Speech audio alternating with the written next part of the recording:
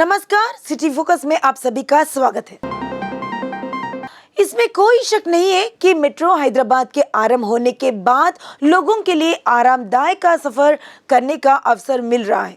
3 रूटों पर चलने वाली मेट्रो में हर रोज 2 लाख से ज्यादा लोग सफर करते हैं। खासकर जब से वर्क फ्रॉम होम होने के अवसर काफी कम हो गए हैं, यात्रियों की संख्या 2 गुनी हो गई है। हालांकि तकनीकी खराबी के कारण मेट्रो ट्रेन अक्सर धीमी हो जाती है।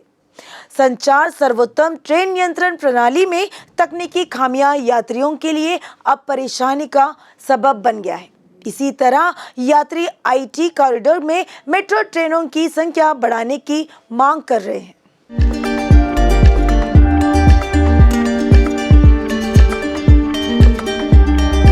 सार्वजनिक परिवहन प्रणाली में मेट्रो का महत्व बढ़ गया है। समय पर गंतव्य तक पहुंचाने के लिए मेट्रो ट्रेन ही एकमात्र विकल्प है। कोरोना के बाद धीरे धीरे मेट्रो ट्रेनों में भीड़ बढ़ती जा रही है। फिलहाल 3 कॉरिडोर में मेट्रो ट्रेनें पूरी क्षमता से चल रही है। कॉरिडोर 1 में मियापुर एलबी नगर के बीच 325 ट्रिप, कॉरिडोर 3 में नागौल रायदुर्गम के बीच 325 और कॉरिडोर 2 में जेबीएस और एमजीबीएस के बीच 265 ट्रिप चलाई जा रही हैं। तीनों कॉरिडोर में रोजाना कुल 915 ट्रिप मेट्रो ट्रेन चलती है और मेट्रो ट्रेन में सुबह से रात तक 2 लाख से ज्यादा यात्री सफर करते हैं। वर्तमान में व्यस्त समय के दौरान प्रत्येक 5 से 8 मिनट में एक ट्रेन मेट्रो उपलब्ध होती थी और सभी गैलेरियों में ऑफ पीक घंटों के दौरान प्रत्येक 10 मिनट में एक मेट्रो ट्रेन उपलब्ध है।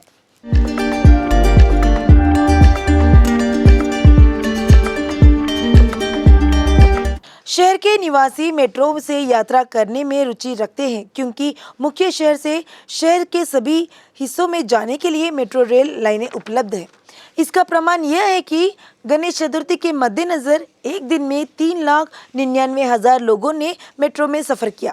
भले ही ट्रैफिक डाइवर्जन के उपाय सड़क पर हो, वे मेट्रो ट्रेनों पर लागू नहीं होते हैं। इसलिए लाखों यात्री मेट्रो ट्रेनों का सहारा ले रहे हैं।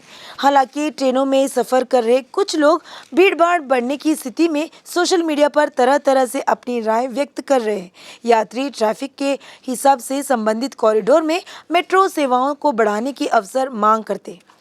3 मेट्रो कॉरिडोर में से आईटी कर्मचारी नागौल रायदुर्गम रूट पर चलने वाली मेट्रो ट्रेनों की संख्या बढ़ाने के लिए ट्विटर पर भीड़ भाड़ वाली तस्वीरें पोस्ट कर रहे हैं, जो ज्यादातर आईटी कॉरिडोर तक जाती है।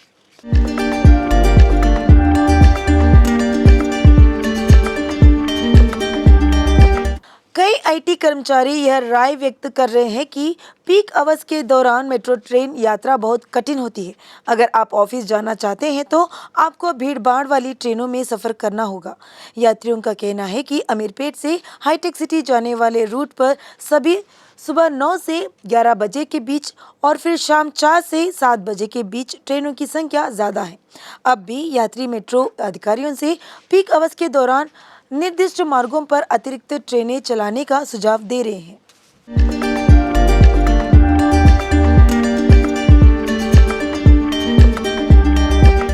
दूसरी ओर ट्रेनों की गति अचानक गिरकर 15 किलोमीटर प्रति घंटा हो गई है, क्योंकि नामपल्ली से लकड़ी का पुल मार्ग पर मरम्मत कार्य के तहत ग्राउटिंग का काम किया जा रहा है। अधिकारियों का कहना है कि यह स्थिति कुछ और दिनों तक बनी रहेगी। आमतौर पर मेट्रो ट्रेनों की गति 50 से 60 किलोमीटर प्रति घंटे के बीच होती है। अचानक से ट्रेनों की रफ्तार धीमी होने से यात्रियों की अपने गंतव्य समय पर पहुंचने की उम्मीदें खत्म हो रही है। भीड़ भाड़ वाली ट्रेनों की पृष्ठभूमि में हर बार जब ट्रेनों की गति अचानक धीमी हो जाती है तो यात्रियों को चिंता होती है कि क्या हुआ।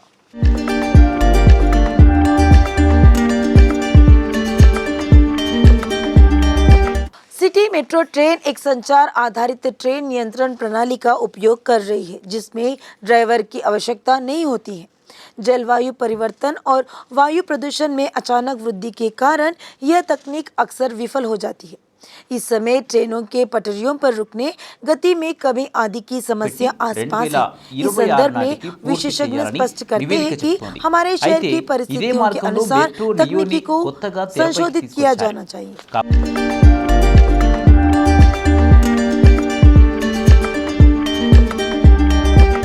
मौजूदा हालात में चिकित्सा काफी महंगी हो गई है। अगर आप डॉक्टर से सलाह लेते हैं तो आपसे 500 रुपये शुल्क लिया जाएगा। ऐसे में गरीबों की दुर्दशा को ध्यान में रखते हुए एक चैरिटी संस्था मात्र 1 रुपये में ओपी सेवाएं दे रही है।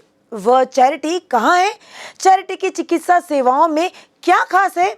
आज इस बात को जानने का प्रयास करें।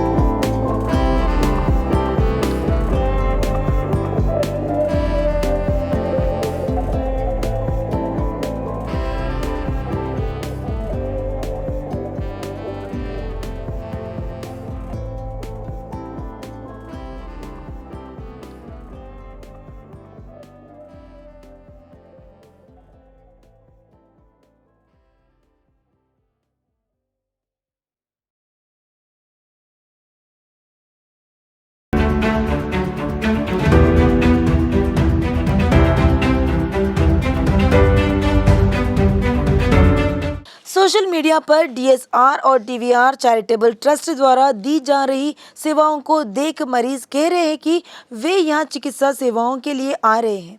लोग इस बात से खुश हैं कि दवाएं भी बाहर से कम दामों पर उपलब्ध कराई जा रही हैं। इससे पहले कोई अस्पताल नहीं था जो सिर्फ 1 रुपये में चिकित्सा सेवाएं प्रदान करता था। लोग उम्मीद कर रहे हैं कि जीजी अस्पताल गरीबों को ज़्यादा से ज़्यादा और बेहतर चिकित्सा सेवाएं मुहैया कराएगा।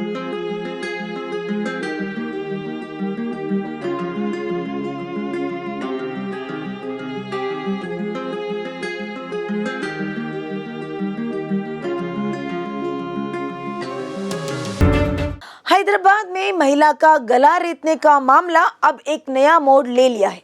पुलिस ने निष्कर्ष निकाला कि एक महिला साजिश थी। ऐसे में इस मामले की तह तक जाने की कोशिश की जा रही है।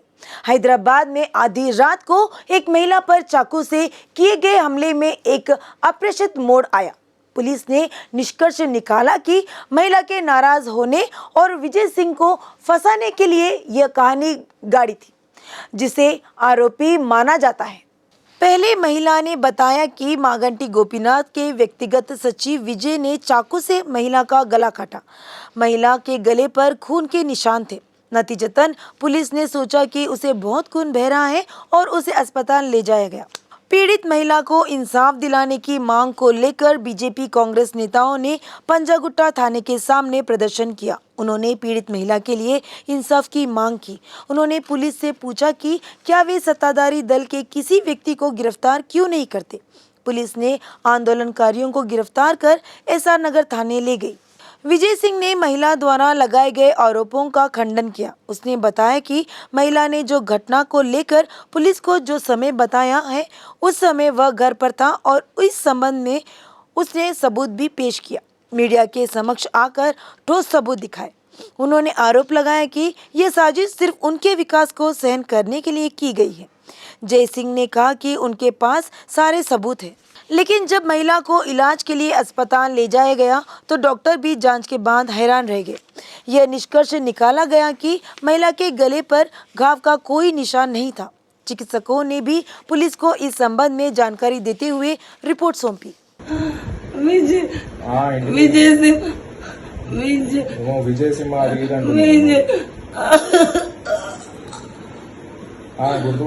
గుర్తుపడతావా ఆయన నన్ను ఫాలో చేస్తున్నాడు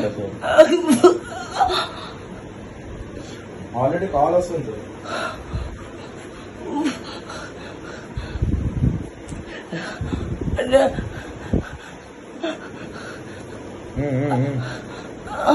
कुछ भी नहीं होता रुको वो कुछ भी नहीं खाली वो काटे सो है क्या है सुल्तान खान हेलो हाँ सर आखिरकार पुलिस ने निष्कर्ष निकाला कि यह केवल महिला की साजिश थी। नतीजतन पुलिस ने उसके बारे में गहन जांच की और असली मामला सामने आया।